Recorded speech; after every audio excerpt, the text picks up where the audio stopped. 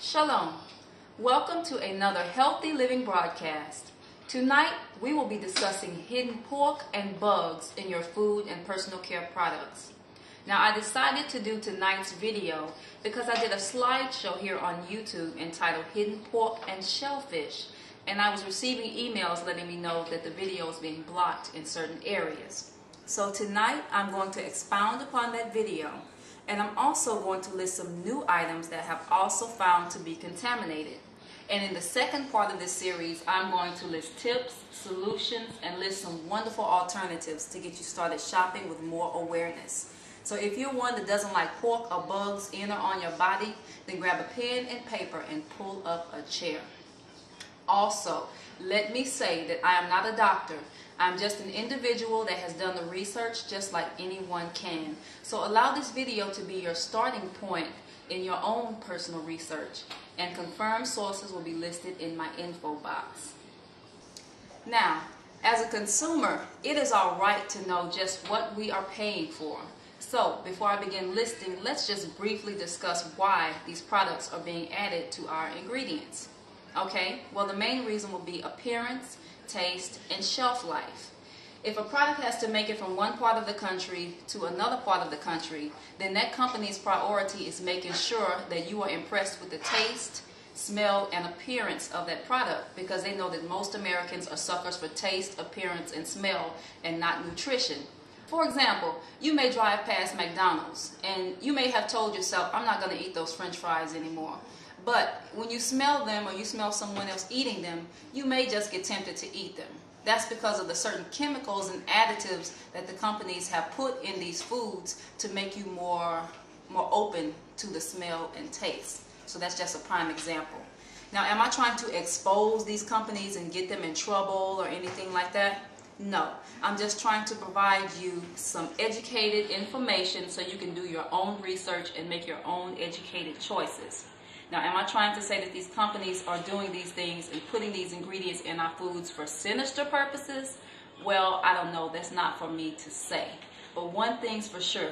The ingredients and chemicals put in today's food is killing and dumbing down the masses slowly but surely. But anyway, let me go ahead and get started with the list. First up on our list of pork products and pork byproducts is gelatin, which is pork bone and collagen. And the items that have gelatin are marshmallows, Jiffy cornbread, to my surprise, Planters peanuts, which also contains MSG, which causes cancer, most frosted cereals and cereals with marshmallows, Jell-O, gel cap medicine, prescribed and over the counter, yogurt, molded salad, many commercial chewing gums, and many chewy candies. Now let me also say, when I mean yogurt, I mean the dairy yogurt. And maybe not all of them, so you have to check and see based on the labels, which I will provide to you in part 2.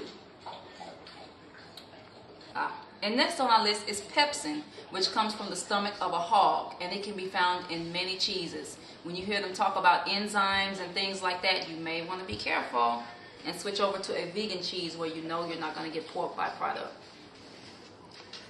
And yes, cheese is dairy based, but they add this ingredient for texture and, once again, taste and appearance.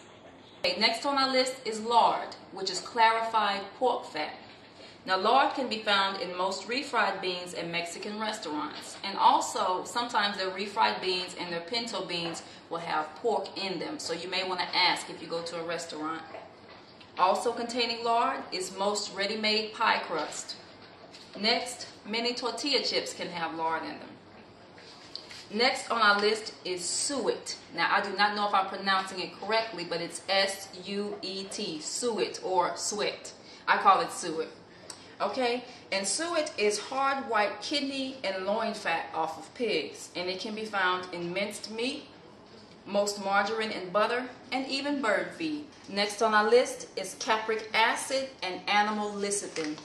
Now, animal lecithin can be beef fat, it can be pork fat, it's just whatever the company decides to use. So if they don't specify, then you may want to be suspicious.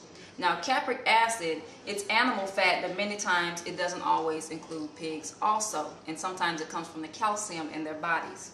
Okay, and you can find capric acid in most commercial pastries, such as some already made cupcakes and cookies, graham crackers, and things like that. Calcium stearate is next on the list, which is a hog mineral. It can be found in, believe it or not, garlic salt and garlic powder in the seasoning section of your grocery store. Also, many non-organic vanilla flavorings can have calcium stearate in it. Next on our list is monodiglycerides, which are saturated fats, many times including pork fat, but not always pork fat. It can be beef or any other miscellaneous animal that they want to add, whatever's cheap that they can work with. Okay, and monodiglycerides can be found in most commercial cake mixes, many commercial pancake mixes, and many caramel popcorn items, and many other things, chips, anything. Just check for monodiglycerides. It's a very common ingredient in many American foods. Next on our list is miscellaneous pork byproducts. And on our list is white sugar and brown sugar, believe it or not. The pork is not in the white sugar and brown sugar, it's on the white sugar and brown sugar, because when the sugar is crystallized, they use pork bones to crystallize the sugar. Also, Tic Tac mints, Altoids, most peppermint candies, and most commercial vitamins and herbal supplements. I'm going to say it one more time. Most commercial vitamins and herbal supplements, believe it or not. The calcium stearate and things like that, magnesium stearate, they put these animal byproducts in your vitamins. And you're thinking because they're vitamins that they're healthy, but you have to make sure that your vitamins say vegetarian or vegan on the bottle, or make sure that it doesn't have any stearate in it, or make sure it has either a kosher symbol or a symbol letting you know that it doesn't have any animal byproducts. And yes, even Whole Foods has some of these animal byproducts in their vitamins, so they do have some vegan versions, but make sure you know what you're getting. Reading labels is very important. Now, we're going to move on to a little beetle called the cochineal beetle, also called carmine, which sounds like a cool name, and also called red 40 or either red lake 40.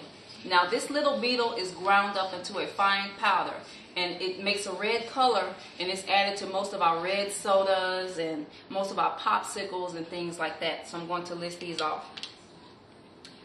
Carmine can be found in many sodas, not just red sodas either. Bottled juices, most commercial cranberry juices, Skittles. When I quote like that, that means I'm not sure if Skittles have changed their policy, so I don't want to get them in trouble. Make sure you do your own research. Also, most lip gloss and cosmetics, even the natural ones. So be careful that you don't have carmine in your lip gloss to give it that reddish pinkish color. Starburst, you may want to check with that company and make sure that they're not still adding carmine to make their candies red and neon colors. Commercial fruit punch with artificial flavoring, like those little ghetto fruit punches you can buy by the gallon at the corner store in the hood. You may want to check those out because most of them have carmine or ingredients that are not so good for your human body ultimately.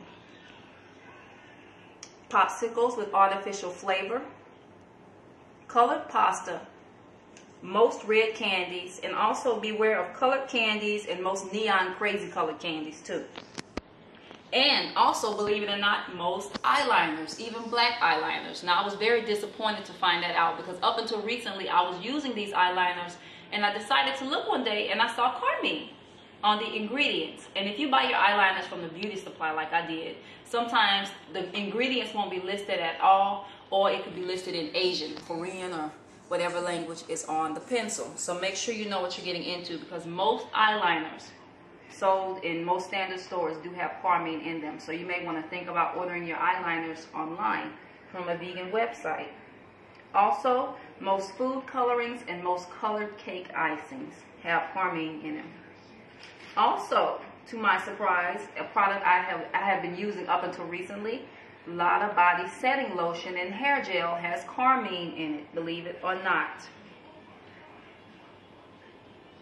Also, getting back to pork, let me mention that most of your commercial soft soaps and liquid soaps, many of them have pork byproduct in them, and also animal products like beef and other things like that. So make sure you know what kind of liquid soap you are putting on your body.